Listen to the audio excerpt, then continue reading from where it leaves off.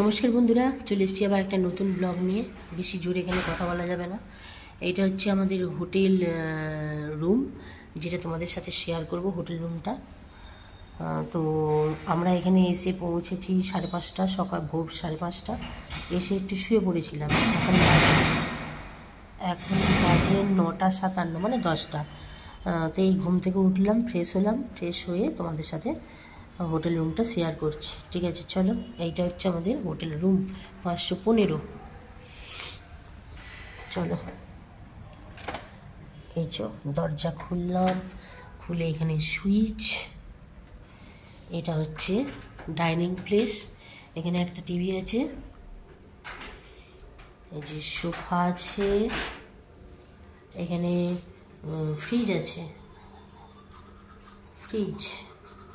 এখানে একটা সোফা আছে সিঙ্গেল, এখানে টি টেবিল আছে, আর এখানে কমন ওয়াশরুম আছে। এখানে একটা এসি আছে। আমার ছেলে ব্রাশ করছে। এটা হচ্ছে কমন ওয়াশরুমটা। ঠিক আছে, এটা দেখালাম না। তারপরে চলে যাচ্ছি আমাদের রুমে।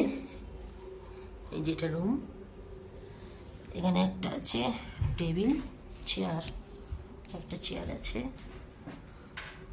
আমি সব কিছু বার করে রাখেনি, এগুলো ওরা দিয়েছে, যে কফি করবার জন্য সব ব্যবস্থা করে দিয়েছে। আর এখানে একটা আলমারি টাইপের আছে সব কিছু রাখার জন্য। ব্যাগগুলো আপাতত রেখেছি, কিছুই আজার করা হয়নি, আজার করবো পরে। আর এখানেও একটা এসি আছে, এখানেও একটা টিভি আছে। এটা হচ্ছে ওয়াশরুম। আর এই যে হচ্ছে আমি, ড্রেসিং টেবিল আছে, একটা কাঁচ দেওয়া আছে।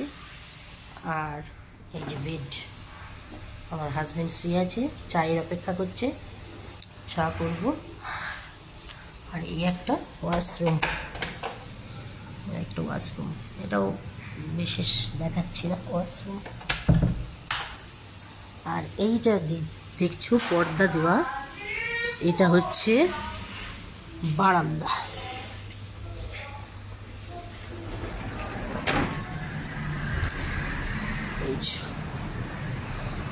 বারান্দা, মানে লাইন দিয়ে সব হোটেল এগুলো। ঠিক আছে, এই দেখো লাইন দিয়ে সব হোটেলে। ঠিক আছে, এই হচ্ছে আমাদের হোটেল রুম। ঢুকে গেলাম, রোদ উঠেছে প্রচুর, এসিটাও চলছে, তাই দিয়ে দিলাম। ঠিক আছে, কত হোটেল ওখানে, এই হচ্ছে ব্যাপার। ঠিক আছে, চলো হোটেল রুমে শেয়ার করে দিলাম তোমাদের সাথে। ওকে।